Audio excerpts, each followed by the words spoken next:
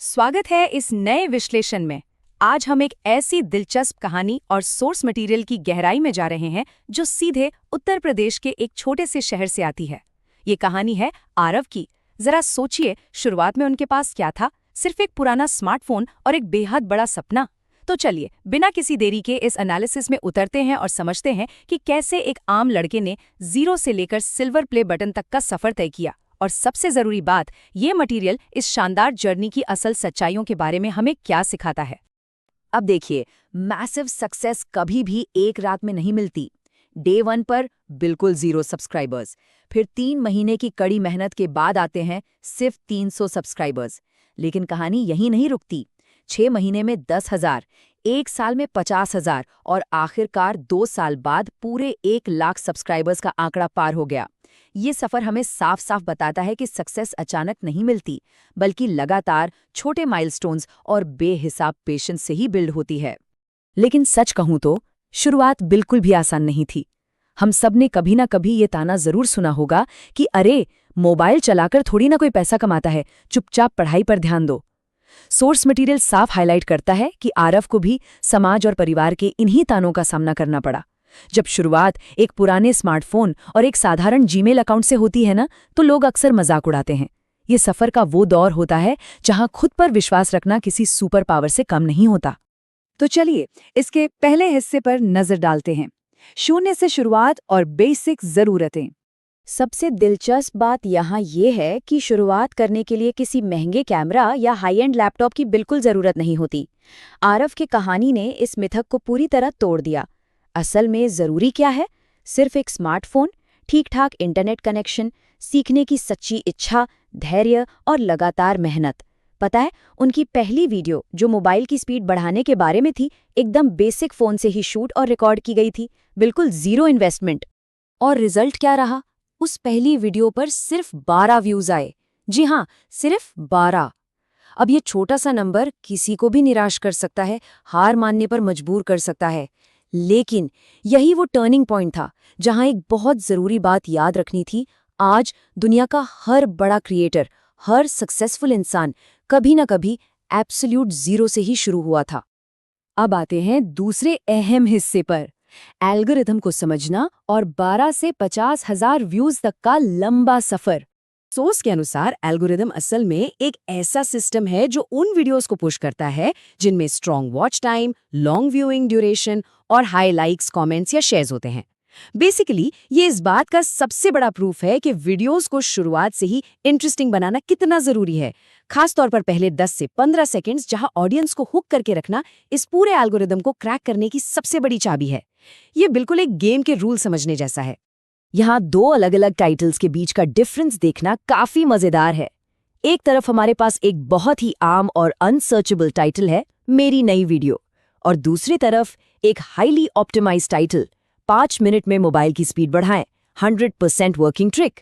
ये कंपैरिजन बेहतरीन तरीके से सिखाता है कि सर्च और क्लिक्स ड्राइव करने के लिए अपने टाइटल और कीवर्ड्स को ठीक से ऑप्टिमाइज करना कितना जरूरी होता है। फर्क बिल्कुल साफ दिखता है ना? इस सक्सेस तक पहुंचने के लिए कुछ स्पेसिफिक फ्री टूल्स और स्किल्स पर पकड़ बनानी काफ़ी ज़रूरी होती है, जैसे काइनमास्टर और कैपकट यूज़ करके मोबाइल से ही वीडियो एडिटिंग सीखना, कैनवा पर क्लिक वर्दी थंबनेल्स डिज़ाइन करना और सर्च इंजन ऑप्टिमाइजेशन यानी एसईओ को समझना।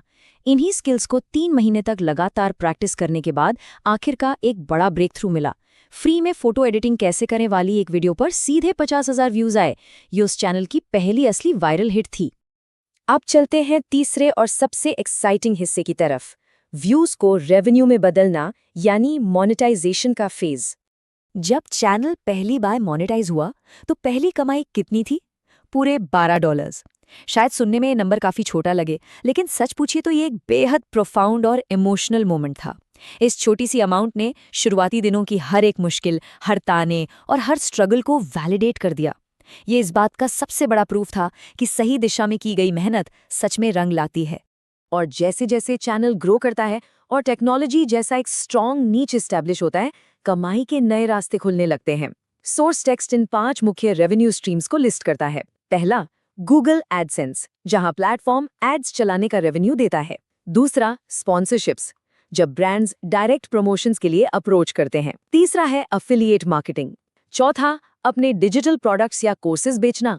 और पांचवा, लाइव स्ट्रीम्स और सुपर चैट के जरिए आने वाली इनकम। एक बार बेस बन जाए तो ये पूरा इकोसिस्टम बन जाता है। इस इनकम ग्रोथ का ग्राफ सच में एक्सपोनेंशियल होता है। ध्यान दीजिएगा, शुरुआत एकदम जीरो से हुई थी। 3 महीने बाद पहली कमाई बनी सिर्फ 500 रुपए, लेकिन 6 महीने में ये बढ़कर 5000 रुपए हुई, 1 साल में 50,000 रुपए, और 2 साल बाद कमाई बढ़कर पूरे 2 लाख रुपए महीना तक पहुंच गई। ये वही एक्सपोनेंशियल फाइनेंशियल ग्रोथ थी जिसने आखिरकार आरव को अपने माता पिता के लिए एक नया घर खरीदने के काबिल बनाया। बिल्कुल लाइफ चेंजिंग। आगे बढ़ते हैं चौथे हिस्से पर, कंसिस्टेंसी के नियम और एक सफल क्रिएटर की प्लेबुक। एक सक्सेसफुल क्रिएटर का डेली रूटीन सच में काफी रिगरस होता है। दिन की शुरुआत होती है ट्रेंडिंग टॉपिक्स की रिसर्च और स्क्रिप्ट लिखने से। दोपहर का वक्त जाता है वीडियो शूट करने में। शाम को होती है डिटेल में एडिटिंग, और रात को एक कैची थंबनेल डिजाइन करके वीडियो अपलोड की जाती है। पता है, 1 साल तक लगातार इस रूटीन को मेंटेन करना ही वो मैजिकल फॉर्मूला था जिससे बिना एक भी दिन मिस किए वो सुपर इंपॉर्टेंट कंसिस्टेंसी बनी रही। लेकिन रास्ता इतना भी आसान नहीं है। इस सफर में कुछ खतरनाक पिटफॉल्स भी हैं। सोर्स मटेरियल हमें 5 ऐसी गलतियों से बचने की सख्त चेतावनी देता है। पहला, जल्दी हार मान लेना, मतलब सिर्फ 10-15 वीडियो बनाकर गिव अप कर देना। दूसरा, दूसरे क्रिएटर्स को कॉपी करना। तीसरा, खराब और अनअपीलिंग थंबनेल्स बनाना। चौथा, पुअर ऑडियो क्वालिटी रखना।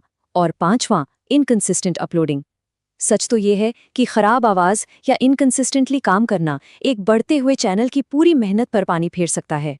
तो चलिए अब इस प्लेबुक से निकली कुछ रैपिड फायर प्रैक्टिकल टिप्स पर नजर डालते हैं। वीडियो हमेशा तब अपलोड करनी चाहिए जब ऑडियंस सबसे ज्यादा ऑनलाइन हो। हमेशा ट्रेंडिंग टॉपिक्स पर डायरेक्ट फोकस रखना चाहिए। कीवर्ड रिसर्च और एसईओ को लगातार सीखना बहुत जरूरी है। वीडियोस का इंट्रो इतना स्ट्रांग होना चाहिए कि लोग स्टार्ट में ही हुक हो जाएं, क्योंकि आजकल लोगों का ध्यान एक गोल्ड फिश से भी कम देर तक टिकता है। और हाँ, कमेंट्स का जवाब देकर लगातार इंगेज करना चाहिए। पर सबसे जरूरी बात, फेक इन्फॉर्मेशन कभी किसी भी हाल में नहीं देनी चाहिए। एक लॉयल ऑडियंस का भरोसा ही आपके लॉन्ग टर्म सर्वाइवल की नींव होता है। और अब आते हैं अपने आखिरी हिस्से पर, असली फायदे जो पैसों से कहीं बढ़कर हैं।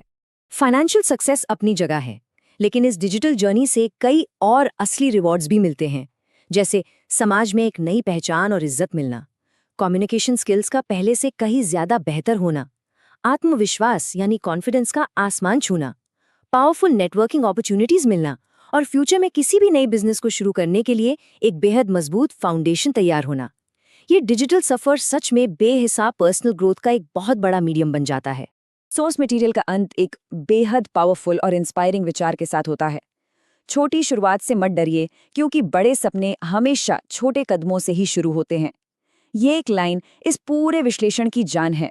ये इस बात को रीइंफोर्स करती है कि लगातार मेहनत, थोड़ा सा धैर्य और आज उठाया गया एक छोटा सा कदम ही कल की सबसे बड़ी ताकत बन सकता है। आखिर में ये विश्लेषण एक बेहद बड़ा और सोचने पर मजबूर करने वाला सवाल छोड़ जाता है। आज की इस तेजी से बढ़ती डिजिटल दुनिया में ऐसी कौन सी यूनिक स्किल, नॉलेज या टैलेंट है जिसे आज दुनिया के साथ शेयर किया जा सकता है? क्योंकि सच तो ये है कि हर इंसान के पास कुछ न कुछ खास जरूर होता है। अगर थोड़ी सी इंस्पिरेशन और लगातार मेहनत जुड़ जाए तो शुरुआत कभी भी की जा सकती है।